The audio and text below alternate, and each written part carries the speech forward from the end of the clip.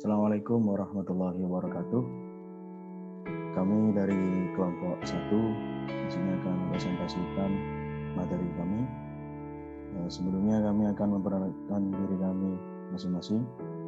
Yang pertama saya sendiri, Rizky Basair Bakti, NIM 19 12 11. Kemudian Windy Dwi Aprilianti, NIM 20 10 13. Kemudian Anifah Eka Yulia, NIM 20 10 24. Kemudian Agong Adi Wijaya, NIM 20 10 26. Kemudian Leonita Dwi Puspita, NIM 20 10 30. Materi kami di sini ialah product management. Yang pertama, apa itu manajemen pemasaran?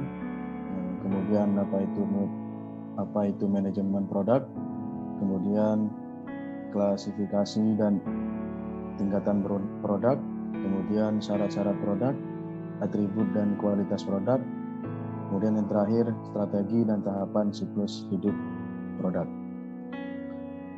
Langsung saja saya akan sedikit menjelaskan apa itu manajemen pemasaran. Pertama, pemasaran adalah kreasi dan atau realisasi sebuah standar hidup.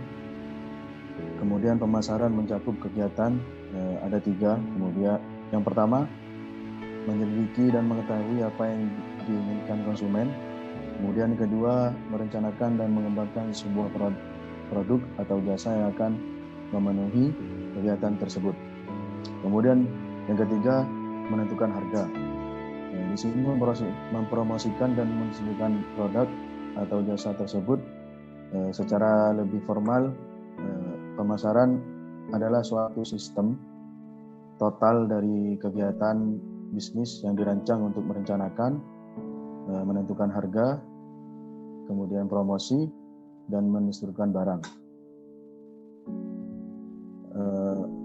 Di sini apabila masyarakat berbicara mengenai pemasaran, umumnya yang dimaksud adalah permintaan atau penawaran dan harga. Sedangkan apabila seorang tenaga penjual atau manajer penjualan berbicara mengenai pemasaran, sebenarnya yang dibicarakan adalah penjualan. Pemasaran dalam arti sempit oleh para pengusaha bisa diartikan sebagai pendistribusian, termasuk kegiatan yang dibutuhkan untuk menempatkan produk yang berwujud pada tangan konsumen, rumah tangga, dan pemakai industri. Kemudian secara umum manajemen pemasaran ialah proses penetapan tujuan-tujuan pemasaran bagi suatu organisasi atau perusahaan, atau dengan pertimbangan sumber daya internal dan peluang pasar, perencanaan dan pelaksanaan aktivitas untuk memenuhi tujuan tersebut. Kemudian kita lanjut ke pengertian manajemen produk. Dalam pemasaran, produk bisa disebut juga adalah segala sesuatu yang dapat ditawarkan kepada pasar untuk diperhatikan, dimiliki, digunakan, atau dikonsumsi, sehingga dapat memuaskan keinginan atau kebutuhan pelanggan. Produk bisa juga kita sebut sesuatu yang dapat ditawarkan pada suatu pasar untuk mendapatkan perhatian untuk dimiliki, penggunaan atau konsumsi yang bisa memuaskan keinginan atau kebutuhan.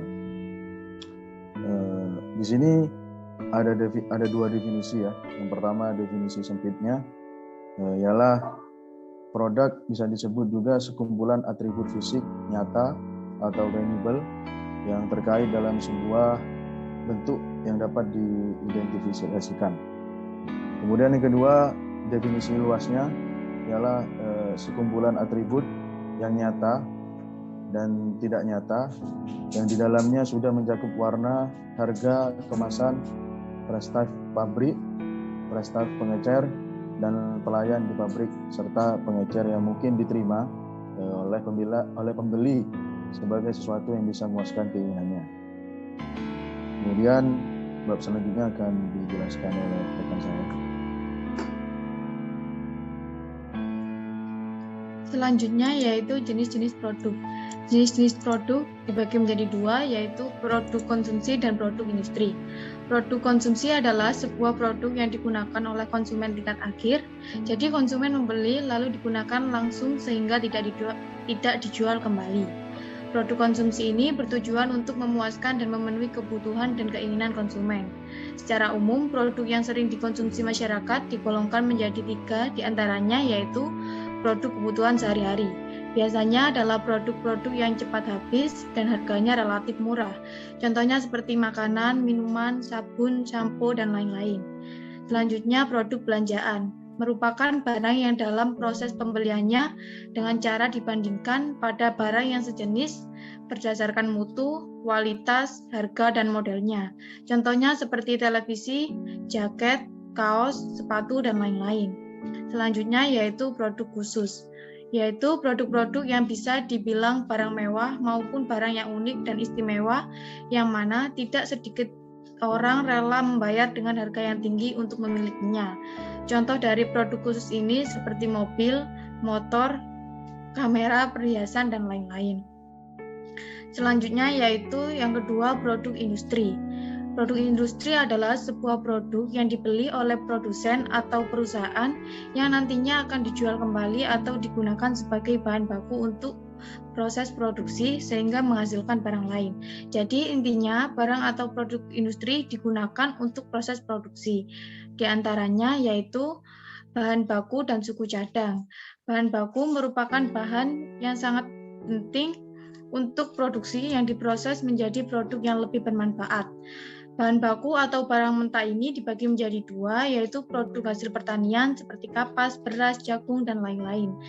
Yang kedua adalah barang mentah hasil dari alam seperti minyak bumi, besi, dan lain-lain. Selanjutnya barang modal, yaitu barang bersifat tahan lama yang ikut mendukung dalam proses produksi, baik dalam pengembangan maupun pengelolaan. Bangunan tempat produksi dalam pabrik, serta mesin-mesin pabrik menjadi contoh dari bahan modal yang ikut mendukung dalam keberlangsungan pabrik tersebut. Yang ketiga yaitu perlengkapan dan layanan bisnis. Merupakan barang yang memiliki daya tahan yang cukup lama dan memberi kemudahan dan mengelola barang jadi. Perlengkapan dalam produksi contohnya pelumas pada mesin, dan layanan bisnis misalnya konsultasi pada periklanan produk, izin usaha, dan lain-lain.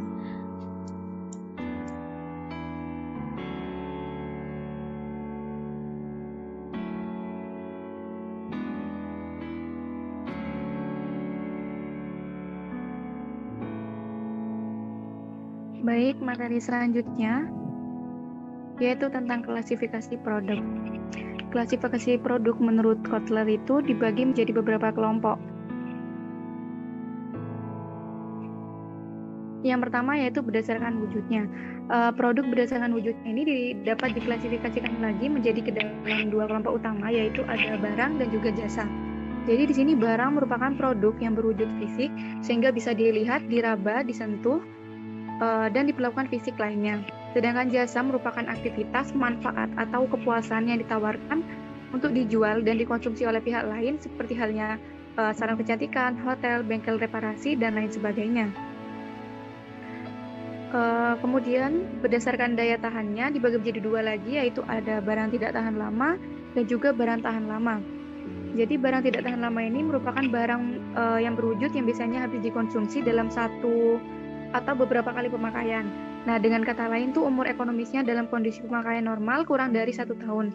Contohnya seperti sabun, pasta gigi, minuman kaleng, dan lain sebagainya.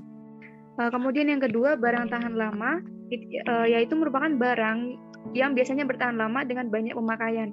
Nah, biasanya itu umur ekonomisnya untuk pemakaian normal adalah 1 tahun lebih.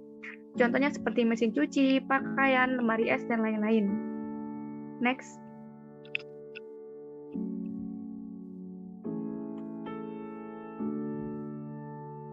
Selanjutnya yaitu tentang tingkatan produk. Tingkatan produk ini dalam merencanakan penawaran suatu produk, pemasar perlu memahami 5 tingkatan produk. Yang pertama yaitu tentang produk utama atau inti, di mana di sini itu merupakan manfaat yang sebenarnya dibutuhkan dan akan dikonsumsi pelanggan siap produk. Yang kedua yaitu tentang produk generik. Jadi di sini produk generik merupakan produk dasar yang memenuhi fungsi produk paling dasar atau rancangan produk minimal dapat berfungsi. Yang ketiga yaitu produk harapan. Produk harapan yaitu produk formal yang ditawarkan dengan berbagai atribut dan kondisinya secara normal, diharapkan dan dapat disepakatkan untuk dibeli.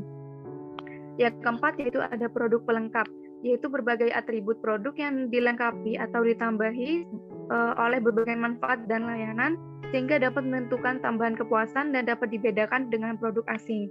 Yang terakhir yaitu ada produk potensial, yaitu segala macam tambahan dan perubahan yang mungkin dikembangkan untuk suatu produk di masa yang akan datang.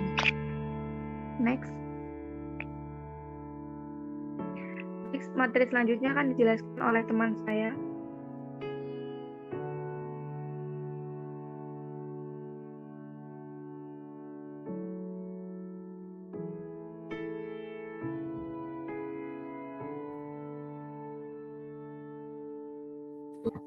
Berikutnya saya jelaskan mengenai syarat-syarat produk merupakan syarat utama. Jadi sebagai seorang produsen sudah seharusnya produsen memikirkan bagaimana syarat-syarat untuk memasarkan produk agar produknya itu bisa dikeras di pasaran. Jadi itu bagaimana sih kita menentukan produk yang akan kita pasarkan. Produk harus awet atau lama. Jadi tentunya konsumen mengharapkan produk yang awet dan lama, dan tidak akan ada konsumen yang akan membayar untuk produk yang tidak tahan lama. Yang kedua, pastinya konsumen mengharapkan produk yang murah dengan kualitas yang cukup bagus. Jadi orang produsen harus berpikir bagaimana caranya untuk menciptakan suatu produk dengan bahan-bahan yang cukup baik dan dengan harga yang cukup untuk dipasarkan nantinya. Dan yang ketiga, mudah digunakan. Produk harus ditunjang dan dilengkapi dengan fitur yang lengkap dan memadai agar pengguna dari bisa memaksimalkan penggunaan dari barang tersebut. Ketika seorang produsen memproduksi suatu sepatu, tentunya para konsumen lebih menyukai sepatu yang nyaman dan memerlukan perawatan yang mudah. Untuk itu, seorang harus memikirkan bagaimana caranya konsumen bisa menggunakan produk benar.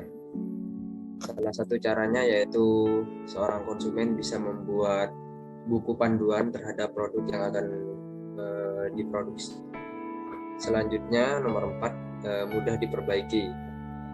Di saat produk rusak, tentunya konsumen akan membeli barang yang baru.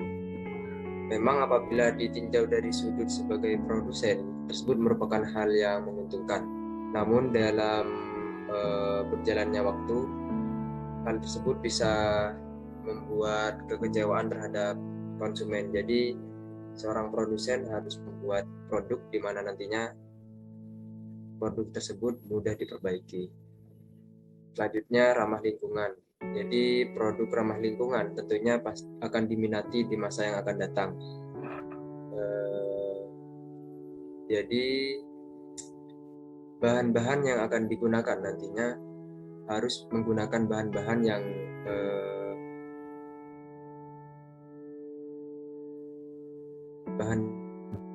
nantinya menggunakan bahan-bahan alami sehingga ketika memproduksi suatu produk nantinya tidak mencemari lingkungan.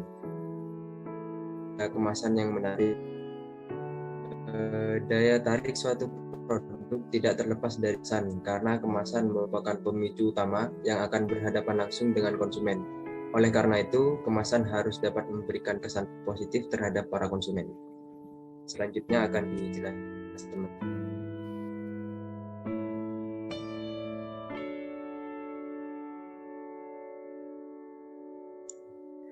Selanjutnya yaitu Atribut produk. Atribut produk adalah unsur yang menjadi pembeda atau pengembangan pada suatu produk sehingga memberi nilai tambah, manfaat, dan juga menjadi bahan pertimbangan dalam pengambilan keputusan. Next.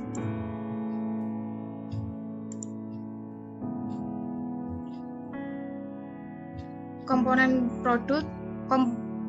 atribut produk dibagi menjadi 4, yaitu yang pertama, merek produk. Merek merupakan salah satu faktor dalam komponen atribut produk yang memiliki peranan penting dalam kegiatan pemasaran. Karena kegiatan pengenalan dan penawaran produk tidak lepas dari peran merek sebagai awal identifikasi sebuah produk. Yang kedua yaitu kualitas produk.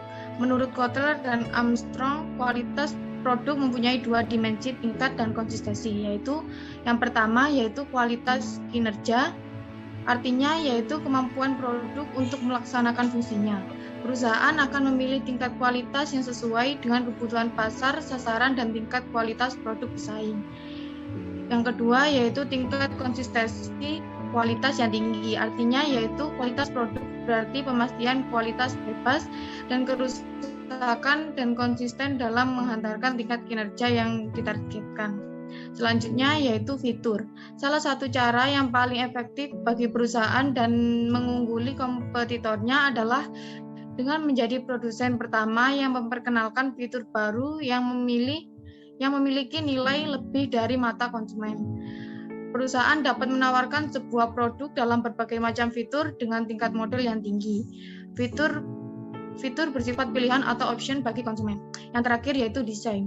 Desain merupakan cara yang potensial untuk mengatasi persaingan dengan kompetitor karena dapat mendiferensiasikan dan mengkomposisikan produk dan jasa suatu perusahaan.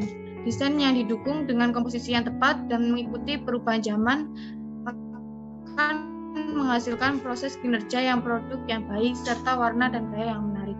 Selanjutnya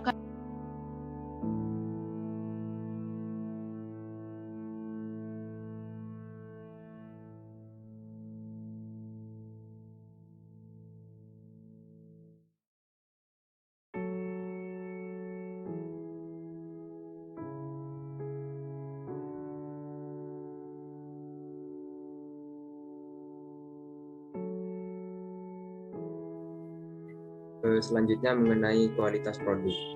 Jadi menurut Mullin sendiri, apabila perusahaan ingin mempertahankan keunggulan kompetitifnya dalam pasar,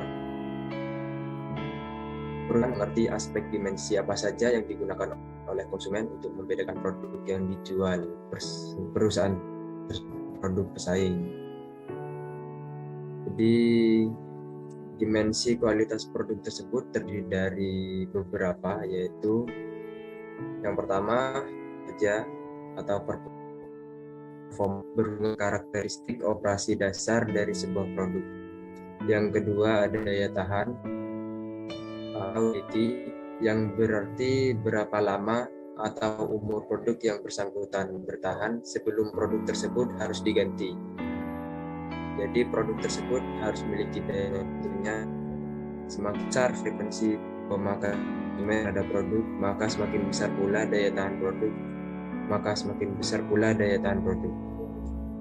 Yang ketiga, kesesuaian dengan spesifikasi, yang artinya sejauh mana karakteristik operasi dasar dari sebuah produk, spesifikasi tertentu dari komponen atau ditemukannya cacat pada produk. Yang keempat adalah karakteristik produk yang dirancang untuk menyempurnakan fungsi produk atau menambah ketertarikan terhadap produk. Yang kelima ada reliabilitas, merupakan probabilitas bahwa produk akan bekerja dengan memuaskan atau tidak dalam periode waktu tertentu. Semakin kecil kemungkinan terjadinya kerusakan, maka produk tersebut dapat diandalkan. Yang keenam, estetika atau estetik berhubungan dengan bagaimana penampilan produk bisa dilihat dari tampak, rasa, dan bentuk dari produk. Dan yang terakhir, kesan kualitas atau perceived quality seiring dibilang merupakan hasil dari yang secara tidak langsung terdapat kemungkinan dan mengerti atau kekurangan informasi atas produk yang bersangkutan. Jadi persepsi konsumen terhadap produk didapat dari harga, periklanan atas dasar negara asal. Berikutnya akan dilanjutkan oleh teman saya.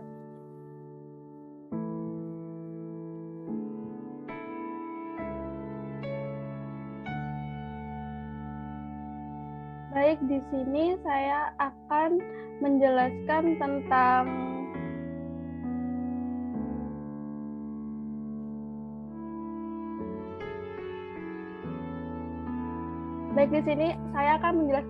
strategi siklus produk.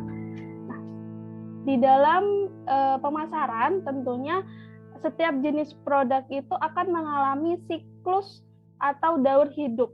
Nah, tetapi jangka waktu yang dimiliki setiap barang atau setiap produk itu berbeda-beda. Ada yang masa waktunya itu tahan lama, ada yang masa waktunya itu hanya sebentar atau sesaat gitu. Nah, untuk pengertian siklus produk sendiri yaitu tahapan-tahapan proses perjalanan hidup suatu produk mulai diperkenalkannya ke pasar hingga pasang akhirnya hilang dari pasaran. Nah, siklus hidup produk ini sejatinya selalu berubah-ubah karena sulit untuk menduga lamanya tahapan dan manajer sendiri juga tidak bisa memastikan tahapan produk saat ini berada. Nah, pola siklus hidup adalah alat strategi pemasaran. Tidak seperti siklus hidup organisasi yang alami dan pasti. Pola siklus hidup adalah akibat dari berbagai strategi pemasaran yang ditentukan oleh suatu perusahaan. Oke, selanjutnya di sini saya akan menjelaskan tentang tahapan siklus produk. Nah, siklus hidup produk ini merupakan hal yang sangat terpenting dalam pemasaran yang memberikan konsep yang mendalam mengenai dinamika bersaing dengan suatu produk. Nah, ada beberapa tahapan siklus produk yang pada umumnya, yaitu yang pertama introduction, lalu grow, maturity, decline, dan termination. Tetapi menurut Philip Kotler, di sini ada 4, yaitu introduction, grow, maturity, dan decline. Nah, untuk yang penjelasan pertama yaitu tentang tahap perkenalan.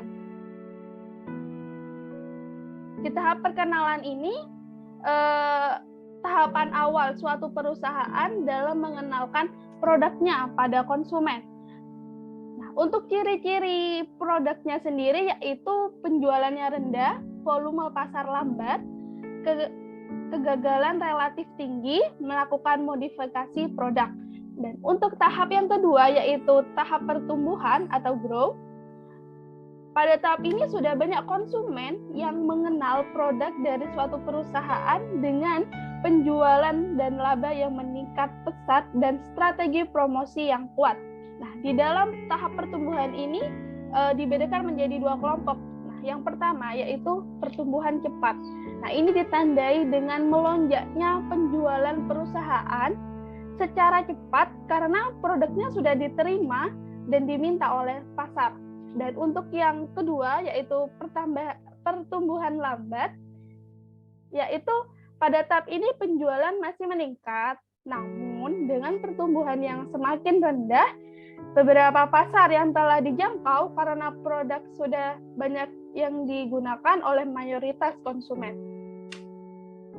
Selanjutnya yaitu tahap kedewasaan atau maturity. Tahap ini merupakan titik tertinggi penjualan perusahaan dan tahapan terlama dalam siklus hidup produk. Nah, di dalam tahap kedewasaan ini ada 2 strategi, yaitu strategi bertahan dan strategi menyerang. Untuk yang strategi bertahan, ini tujuannya untuk mempertahankan pangsa pasarnya sendiri dan menjaga kelompok produk itu. Dan untuk yang menyerang, di sini usaha perubahan merupakan titik berat dalam strategi demi mencapai tingkatan yang lebih baik dengan memodifikasi pasar dengan strategi yang menggait kelompok, bukan pemakai lagi. Untuk yang terakhir yaitu tahap penurunan. Di tahap penurunan ini pada mulai ditinggalkannya produk oleh konsumen, akan beralih ke produk yang lain. Ada beberapa faktor di dalam ini, yaitu selera pasar, produk substitusi diterima konsumen, dan perubahan teknologi. Nah, tetapi di sini juga ada alternatif yang bisa dilakukan pada tahap penurunan ini, yaitu menambah investasi untuk mendominasi, lalu mengubah produk dan manfaat produk itu, mencari pasar baru, memperbarui barang, dan memperbaiki warna, ukuran, dan bentuk model. Baik, sekian dari saya alihkan ke moderator. Terima kasih.